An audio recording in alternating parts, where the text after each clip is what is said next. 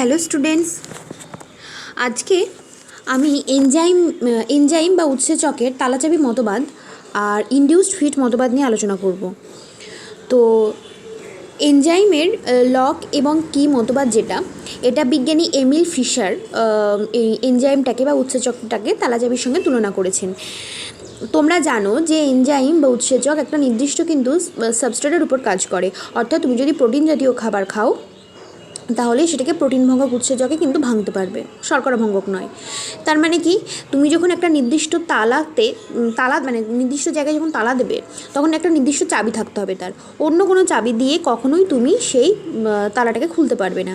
অর্থাৎ কি হলো না, একটা নির্দিষ্ট চাবির সঙ্গে একটা নির্দিষ্ট তালায় খাপ খেতে পারে।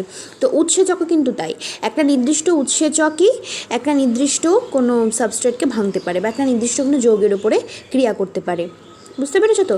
কি হয়, সেই উৎসেচকে যে সক্রিয় অঞ্চল, যেটা দেখো এখানে সক্রিয় অঞ্চলটাতে একটা সাবস্ট্রেট যুক্ত হবে। সাবস্ট্রেট যুক্ত হয়ে যাওয়ার পরে সেখানে একটা কমপ্লেক্স তৈরি হবে।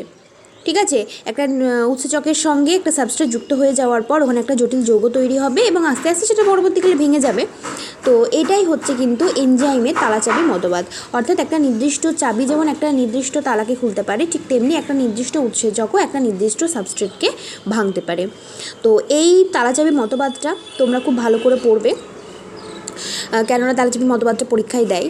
তো এরপরে যেটা আমরা জানবো সেটা হচ্ছে ইনডিউসড ফিট মতবাদ। তো ইনডিউসড ফিট মতবাদ যার প্রবক্তা হচ্ছে বিজ্ঞানী কোসল্যান্ড, তার মতে একটু আলাদা।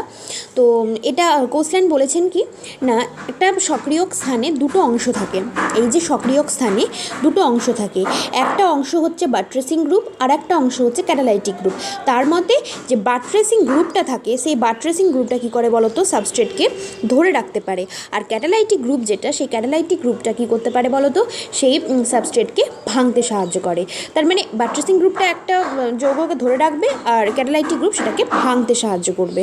তো তার মতে এটাই হচ্ছে ইনডিউসড ফিট মতবাদ। আর একটা কথা, যে এখানে যেমন উৎসেচকের একটা নির্দিষ্ট জায়গা যেটাকে আমরা বলছি সক্রিয় অঞ্চল, কিন্তু ইনডিউসড ফিট মতবাদের ক্ষেত্রে সেখানে নাকি মানে উৎসেচকে নাকি আর একটাও অঞ্চল থাকে। ঠিক আছে, তো যেটা অ্যালোস্টেরিকের মাধ্যমে ব্যাখ্যা করা যায়। তো অ্যালোস্টেরিক উৎসেচকের মাধ্যমে ব্যাখ্যা করা যায়। তো অ্যালোস্টেরিক উৎসেচক সেটা আমরা পরে আলোচনা করব। ঠিক আছে, তো ইনডিউসড ফিট মতবাদটা তোমরা এখানে ভালো করে একটু পড়ে রাখবে।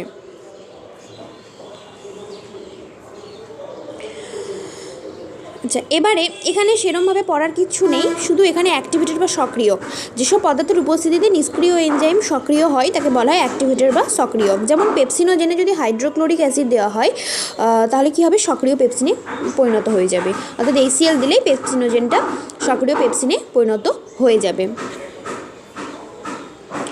মেটাল অ্যাক্টিভেটার, উৎসেচকে সক্রিয়তা আনার জন্য কিছু কিছু ধাতব আয়নের প্রয়োজন হয়।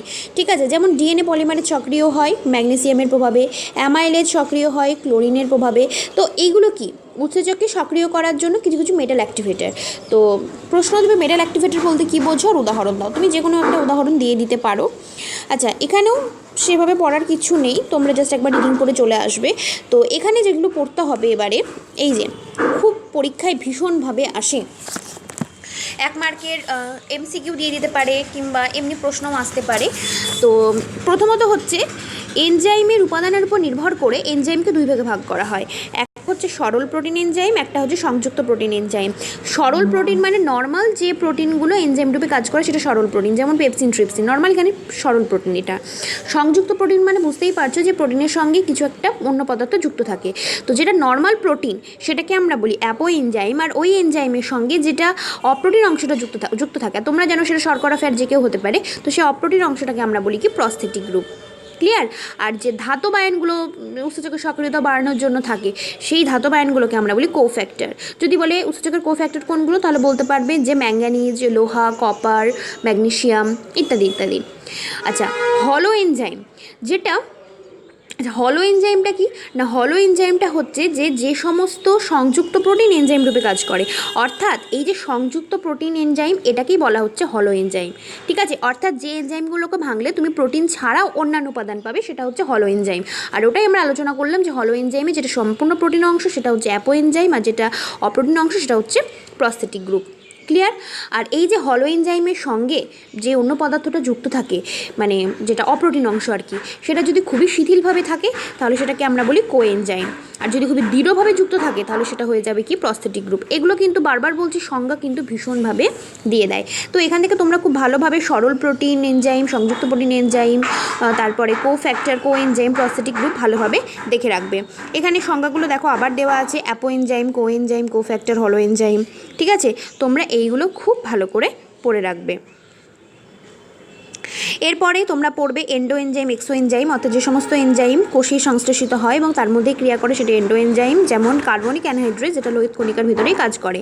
নেক্সট হচ্ছে এক্সো এনজাইম। এক্সো মানে তোমরা জানো বাইরে, অর্থাৎ যেটা বাইরে, কোষের বাইরে সংশ্লেষিত হয়ে বাইরে কাজ করে, সেটা হচ্ছে এক্সো এনজাইম। যেমন অগ্নাশয় নিঃসৃত উৎসেচক ক্ষুদ্রান্ত বিবরে এসে কাজ করে। তার মানে অগ্নাশয় নিঃসৃত যে সমস্ত উৎসেচকগুলো রয়েছে সেগুলো কোষের বাইরে এসে কাজ করে।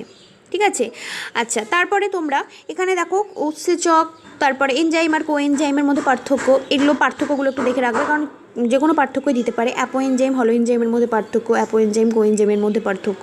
তো পার্থক্যগুলো ভালো করে দেখবে, আর আমার মনে হয় সংজ্ঞাগুলো পড়লেই পার্থক্যগুলো খুব ইজিলি পারা যাবে।